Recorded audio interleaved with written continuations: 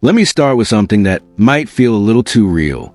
Have you ever been in a situation that clearly hurts you, but somehow leaving it feels even scarier? A relationship that drains you. A job that stresses you out every Sunday night. A friendship that feels one-sided. You complain about it. You cry about it. You promise yourself you're done. And then you stay. Not because you don't know it's painful, but because, in a weird way, it feels familiar, almost comfortable. Today we're talking about the psychology of getting attached to pain, why your brain sometimes chooses emotional discomfort over peace, and why letting go of what hurts can feel like losing something you love. And no, you're not broken.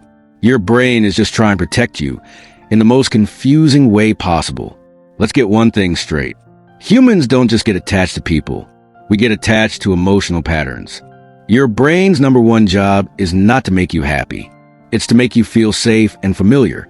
And here's the twist. Your brain often confuses familiar with safe, even when that familiar thing is hurting you. If you grew up around constant criticism, chaos, emotional distance, or walking on eggshells, your nervous system learned. This is normal.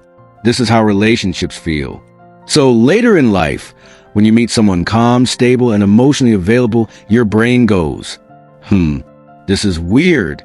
Where's the drama? Where's the anxiety? Where's the emotional roller coaster?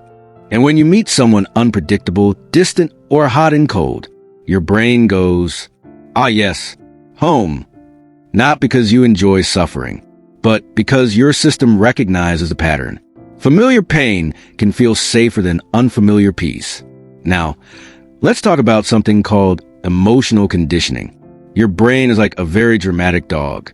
Whatever gets repeated, it learns to expect. If love in your past came with anxiety, chasing, or proving your worth, your brain wires those feelings together. So now, anxiety equals attraction. Uncertainty equals excitement. Emotional distance equals desire. And calm, consistent love, your brain is like, this is boring. Are we sure this is love? You're not addicted to pain itself. You're attached to the emotional pattern your brain learned to associate with love.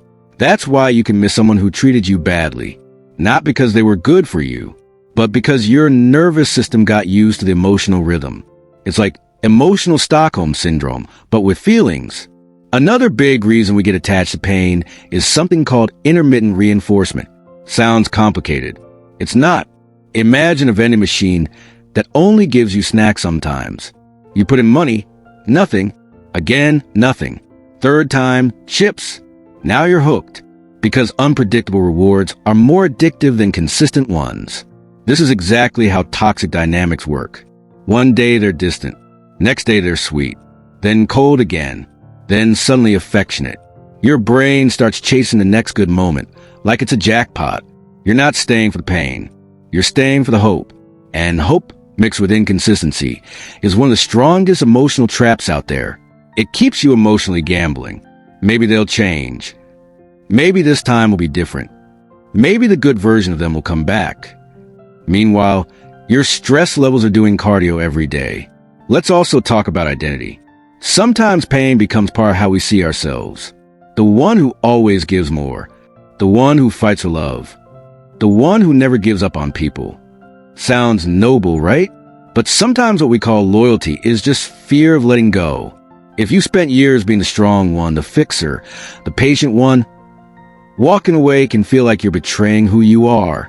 So you don't just lose a relationship. You lose a version of yourself. And your brain hates identity loss. Even if that identity is built around suffering, there's also a biological piece to this.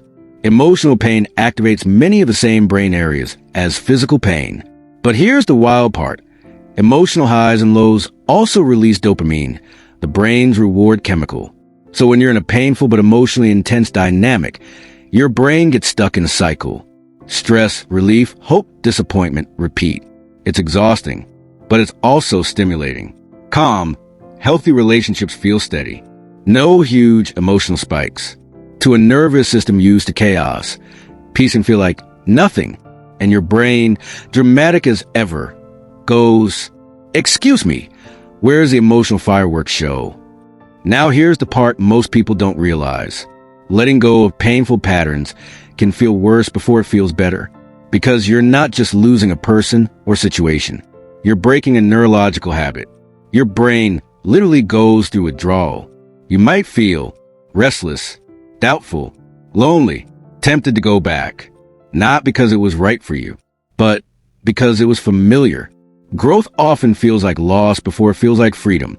So how do you stop getting attached to pain? First, you don't shame yourself. You're not stupid for staying. You were operating from old emotional programming. Awareness is step one. Start noticing. Do I feel calm or just used to this? Do I feel loved or just afraid to lose them? Am I choosing this or repeating something? Second, get comfortable with healthy boredom. Yes, boredom. Because peace feels boring when you're used to emotional roller coasters. Healthy love might feel quiet, steady, predictable, and your brain might say, "Where's the drama?" That's not lack of chemistry. That's your nervous system learning a new normal. Third, build an identity that isn't based on suffering. You are not here just to endure. You're not meant to prove your worth by how much pain you can tolerate. You're allowed to choose ease. You're allowed to leave situations that hurt. You're allowed to outgrow dynamics that once felt like home. Here's the truth. You didn't get attached to pain because you love suffering. You got attached because at some point in your life, pain and connection got tangled together. Your brain adapted. It learned. It survived. But survival patterns don't always lead to happiness. The good news? Your brain can learn new patterns too. You can teach your nervous system that love doesn't have to feel like anxiety. That care doesn't come with confusion. That connection doesn't require emotional exhaustion. And at first, it might feel unfamiliar. But unfamiliar doesn't mean wrong. Sometimes, unfamiliar is exactly what healing feels like. So if you're in a phase where you're realizing, wow, I've been calling pain love for a long time, be gentle with yourself. You're not losing love. You're learning the difference between intensity and intimacy. And that's where real peace begins.